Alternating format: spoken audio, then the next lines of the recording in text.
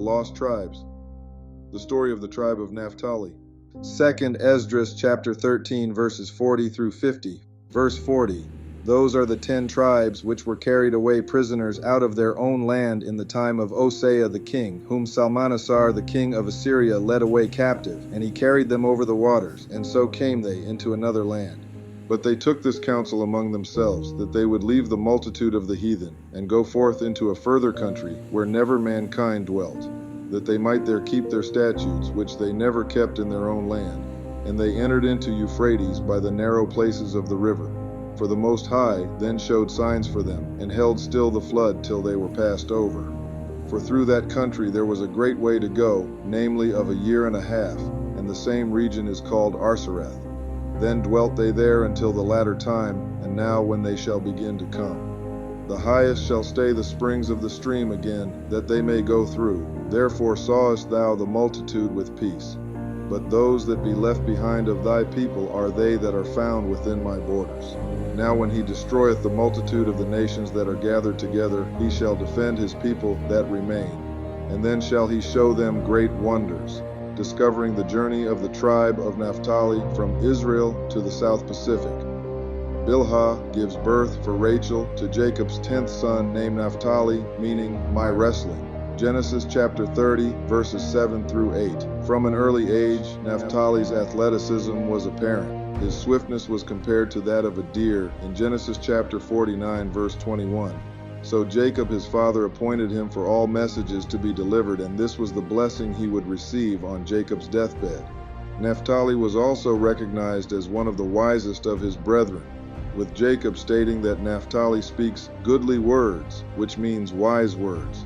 He was known to be very knowledgeable in physiology. Naphtali had a deep connection to the Most High, and his connection to our creation and this earth. This wisdom would perpetually be passed down to his descendants. Naphtali was also known to be as faithful and dependable as any of his brothers as a protector. Naphtali in the book of Jasher is often found entering to save and assist his brothers at the perfect times. Moses states that Naphtali would be satisfied with favor. This means that Naphtali would be blessed and full of beauty. This blessing once again is twofold. Naphtali would be blessed with the most beautiful land in Israel and some of the most beautiful land in the last days. This would also apply to Naphtali and his descendants' beautiful countenance. Naphtali's land was centered around the shores of the Sea of Galilee, giving them some of the most fertile and productive land in all of Canaan. Naphtali's land was often referred to as the Garden of Palestine. The beauty of their land in Israel will be reflected also in the lands in which they would end up in the last days. Naphtali was also known for being comely. Moses would go on to give a geographical location of where a large number of the tribe of Naphtali would be in the last days, saying that they would possess the west and the south. Deuteronomy chapter 33, verse 23. Given that these are two different directions, it doesn't nail down an exact location. What we find looking at the Hebrew is that the word west is a mistranslation. The Hebrew work H3220 is yam, and the definition of yam is sea as in the ocean. The word there is not west, but rather sea. Moses tells the tribe of Naphtali that they would possess the South Seas in the last days. So to identify Naphtali, we must find these 6 points. Number 1, curses. Number 2, dwells in the South Seas. Number 3, extremely beautiful, bountiful land. Number 4, incredibly athletic, fast and powerful. Number 5, full of wisdom. Number 6, fierce warriors. From the source Merriam-Webster.com, the definition of South Sea, of or relating to the seas of the Southern Hemisphere and especially the South Pacific. Moses gave a geographical location of the lands of the tribe of Naphtali in the last days. The South Seas refers to the islands in the South Pacific Ocean. These islands, such as Fiji, Tonga, Hawaii, Samoa, and New Zealand, are well known for the beauty of their land, with the Pacific Islands being one of the most popular locations for vacation, showing that the beauty attributed to the land of Naphtali is in fact fulfilled in the Pacific. The South Pacific is home to thousands of islands and 3 people groups known as the Melanesians, Polynesians, and Micronesians. According to an article on academic.oup.com titled Melanesian and Asian Origins of Polynesians, mtDNA and Y chromosome gradients across the Pacific, the human settlement of the Pacific Islands represents one of the most recent major migration events of mankind. Polynesians originated in Asia, according to linguistic evidence, or in Melanesia, according to archaeological evidence. To shed light on the genetic origins of Polynesians, we investigated over 400 Polynesians from 8 island groups in comparison with over 900 individuals from potential parental populations of Melanesia, Southeast and East Asia, and Australia by means of Y chromosome, NRY, and mitochondrial DNA, mtDNA markers. After the studies, overall, we classified 94.1% of Polynesian Y chromosomes and 99.8% of Polynesian mtDNAs as of either Melanesian NRY DNA having 65.8% and mtDNA having 6% or Asian origin, with NRY DNA with only 28.3% and mtDNA coming in with 93.8%. These findings suggest a dual genetic origin of Polynesians in agreement with the slow boat hypothesis. Our data also suggests a pronounced admixture bias in Polynesians toward more Melanesian men than women, perhaps as a result of mature local residence in the ancestral Polynesian society. Although dating methods are consistent with somewhat similar entries of NRY and mtDNA haplogroups into Polynesia, haplotype sharing suggests an earlier appearance of Melanesian haplogroups than those from Asia. Surprisingly, we identified gradients in the frequency distribution of some NRY and mtDNA haplogroups across Polynesia and a gradual west to east decrease of overall NRY and mtDNA diversity, which not only provides evidence for a west to east direction of Polynesian settlements, but also suggesting that Pacific voyaging was regular rather than haphazard. We also demonstrate that Fiji played a pivotal role in the history of Polynesia. Humans probably first migrated to Fiji, and subsequent settlement of Polynesia probably came from Fiji.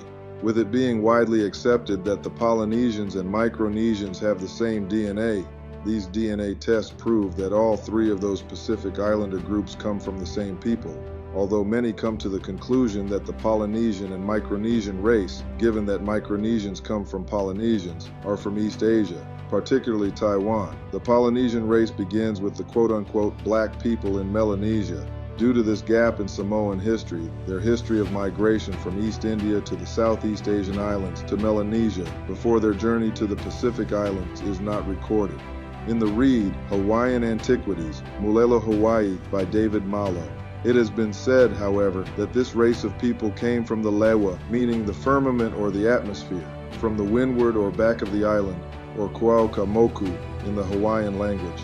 The meaning of these expressions is that they came from a foreign land, that is the region of air, and the front of that land is at the back of these islands. Perhaps this was a people forced to flee hither by war, or driven in this direction by bad winds and storms. Perhaps the expression lewa, or regions of air, Asia is referred to. Perhaps this expression refers to islands they visited on their way hither, so that on their arrival they declared they came from the back, or the windward, of these islands. Perhaps this race of people was derived from the Israelites, because we know that certain customs of the Israelites were practiced here in Hawaii. Circumcision, places of refuge, taboos, and ceremonies of purification relating to dead bodies and their burial, taboos and restrictions pertaining to a flowing woman, and the taboo that secluded a woman as defiled during the 7 days after childbirth. All these customs were formerly practiced by the people of Hawaii. Perhaps these people are those spoken of in the Word of God as the lost sheep of the house of Israel, because on inspection we clearly see that the people of Asia are just like the inhabitants of these islands of Tahiti and the lands adjacent. David Malo, a high-ranking counselor, a Hawaiian intellectual, educator, politician, and minister from Hawaii, wrote a book detailing the history of the Polynesians, as well as their possible origin as the lost tribes of Israel, as well as providing cultural evidence of this possibility. In the book, Te Ika a Maui, or New Zealand and its Inhabitants by Richard Taylor, page 8. May not this beautiful parable have its literal fulfillment in the history of the New Zealand race? In it may we not behold one of the long-lost tribes of Israel, which, with its fellows, having abandoned the service of the true God and cast aside his word, fell step by step in the scale of civilization, deprived of a fixed home, became nomad wanderers over the steppes of Asia, a byword and a reproach among the nations, and gradually retreated until in the lapse of ages they reached the sea. And thence, still preserving their wandering character, from island to island driven by winds and currents and various causes, they finally reach New Zealand, and there fall into their lowest state of degradation, given up to the fiercest passions, consumed and being consumed, they are enabled to reflect, repent, and amend, and resolve to arise and go to their Father. Even Richard Taylor, a Christian missionary in New Zealand, dwelt amongst the Maori in their worst estate, and knew them to be from one of the lost tribes based purely on their journey, which echoes that of David Malo and Ali Felela. Continuing with the read, Te Ika a Maui, or New Zealand and its Inhabitants by Richard Taylor, page 190. In the meantime, I shall add at the end of this chapter a list of a few words which seem to bear an affinity to many we are accustomed to, and conclude with venturing to hint that the many points of resemblance in feature, general customs, and in manners may enable us to discover in the widely spread Polynesian race a remnant of the long-lost tribes of Israel. Richard Taylor again confirms his claim that the whole race of Polynesians, which must include Melanesians and Micronesians, are from the lost tribes. However, on the next page, he confirms once again that David Malo and Ali Felela were correct about the path the tribe of Naphtali took to the Pacific Ocean. Refer to the book Te Ika a Maui, or New Zealand and its Inhabitants by Richard Taylor, page 191. So when the king of Assyria carried away the 10 tribes, though he placed them primarily on the shores of the Caspian, that would not long suit their habits of traffic, they would doubtless seek the grand marts of commerce. No longer possessing fixed homes, they became merchants as a matter of course, and those who still continued to love war and independence or a pastoral life would retire before their enemies, and thus, should it be proved that the Afghans are Jews, we see how they would reach that country. While some, perhaps those from Babylon, remained in India, as the black Jews state they have done, some would pass on thence, and the people of the Indian Isles, as the Malays. From the Caspian, many may have followed the caravans across Central Asia, Tibet, and Tartary until they reached the eastern coast, and thence from island to island, this race, doomed to wander, may have done so, either intentionally or otherwise, as ships are constantly picking up large canoes which have drifted away from their island homes.